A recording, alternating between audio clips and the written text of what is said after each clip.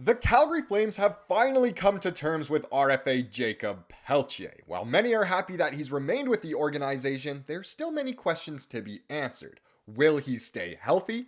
Will he play at the NHL level? And most importantly, where does he fit in our lineup? We're going to try and answer those questions in this video, but first I want to welcome you to Flames Digest. I'm Mark Griffith. If you're new around here and you love the Flames, make sure you subscribe so you can stay up to date on all the latest news, updates, reports, and rumors revolving around your Calgary Flames. We would love to welcome you to the Flames Digest family, and let's hop straight in. You've probably already heard, but the Flames have signed Jakob Pelletier. Yes, finally, a signature has been put on paper, and it is, of course, Jakob Pelletier's. And it's been a long time coming. You know, a lot of people thought maybe we're not going to keep him. Maybe we'll, trade him away. Maybe he'll end up just signing an AHL contract. What's going on here with Jakob? Should we even keep him around? He seems to be, always injured, and he hasn't lived up to expectations. But either way, all of that can be put behind us as we have signed him to a deal. And in case you missed it, it was confirmed by the Friedman man himself. Get the F-bomb going. Elliot Friedman, Jakob Pelletier, 1 year, 2-way with Flames, $800K in the NHL. And it did take a while for this contract to be signed, as I said before. So Flames general manager Craig Conroy previously told reporters that he was confident he would be able to get a deal done with the restricted free agent. This, of course, coming from this tweet the other day from Wes Gilbertson of the Calgary Herald. He said, Flames GM Craig Conroy on contract talks with Jakob Pelletier and RFA.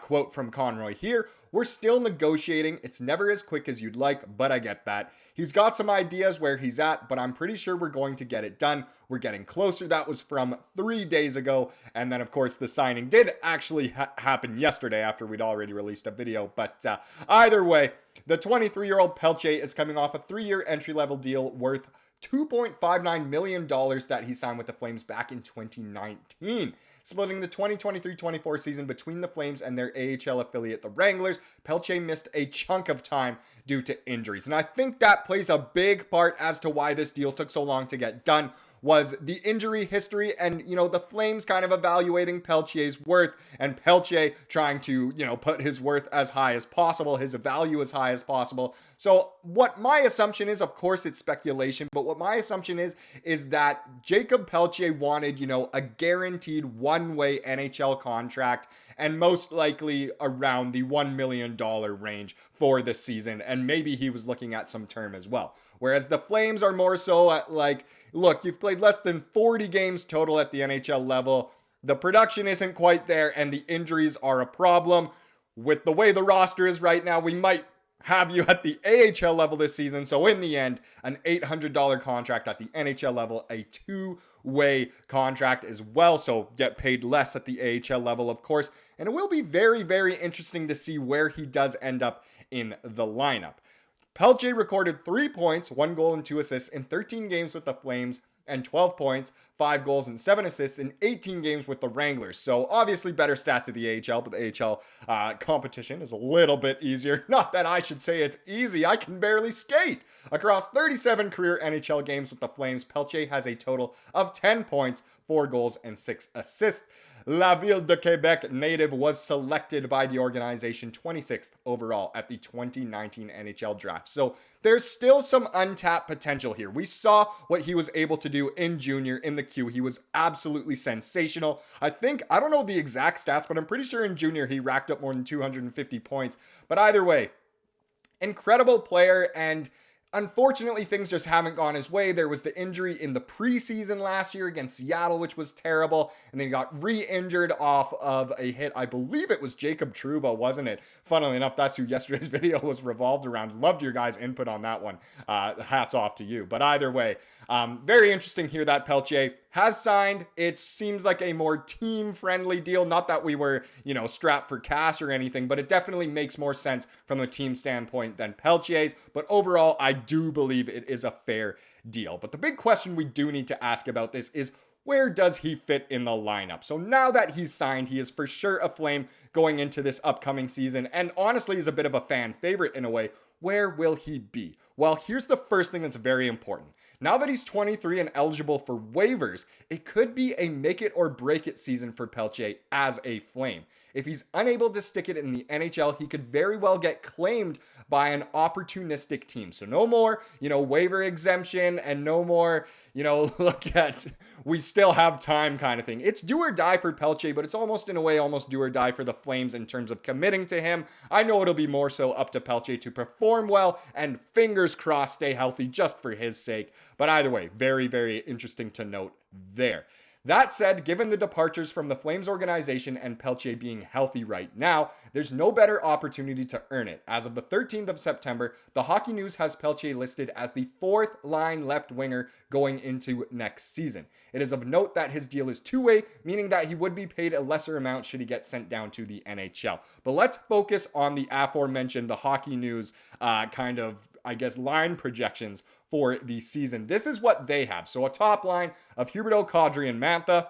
Seems pretty reasonable. Sharangovich, Backlund, and Coleman on a second line. Again, pretty reasonable. A third line of Zary, Pospisil, and Kuzmenko. I really like the looks of that line. And then you get to the fourth line, and instead of having Lomberg playing on the left wing, they have him over at the right wing, whereas Rooney is the center, and Pelletier, there you go, being the fourth line left wing. There's obviously some names missing out here, like Matt Coronado and others, but the Hockey News does think that Pelletier has an opening night roster spot kind of for his taking. Of course, he'll have to compete for it. There are many players in the organization that will be looking for that spot, or any spot specifically, but really, Pelletier, he's got a chance. If some writers are already thinking that he's there, then he should be there. But it's interesting to note as well that I wanted to take a look at the daily faceoffs lines as well, their line projections, and theirs are a little more skewed, we'll say, but they're interesting. So a top line of Huberdeau, Backlund, and Coleman already, splitting up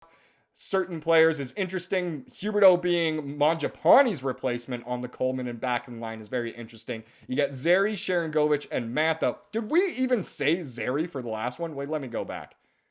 Oh yeah, we did say Zary. Okay, thank goodness. For a second, I thought we skipped over him, and I couldn't believe it. But Zary with Pospisil and Kuzmenko. Yeah, I really like the looks of that line. But either way, so Zary with Sharangovich and Mantha. Again, a very reasonable looking line. You can swap Zary and Sharangovich over. Then you get Pospisil, Kadri, and Kuzmenko. A ridiculous looking third line. That would be one of the best third lines in the league. And then you get to the fourth line, and there is no Pelletier. You get Lomberg back on the left, Walker Duehr coming up as a right wing, and Kevin Rooney in that center position. Again, no Matt Coronado, but interesting here to show that there are certain ways that the Flames could do their lineups. There's certain ways that Ryan Huska can formulate the roster, whether he wants, some of those younger guys, smaller guys. Maybe he wants some bigger guys in there, more fourth line types like a Lomberg and a Duehr. Very, very interesting. I think the decision that, Huska will have to make in terms of playing Pelletier or not will be very, very interesting now that he is, of course,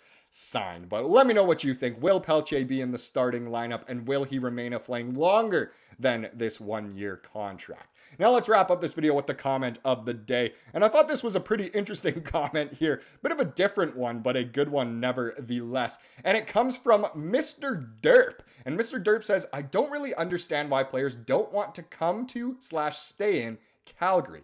Yeah, the winters get tough, but it's a pretty great city. I've lived in Vancouver, Ottawa, San Diego, German for a Wales, I'm not going to finish that, San Diego, and Vienna, but I keep coming back to Calgary, and that's very interesting. It honestly is a great city. I think just in terms of the actual business, they would make more money playing down in the States. The dollar and the taxes and everything and the weather, they all play a factor, so we understand, but at the end of the day, if you are getting paid to do your dream job and get to play in the NHL, Calgary really isn't that bad of a city at all, and I agree with you there, Mr. Derp. I have nothing but love for the city that I was born and raised in, and I know you guys feel the same way. Thank you so much for watching this video. Please subscribe like we saw here today, and have a wonderful rest of your day.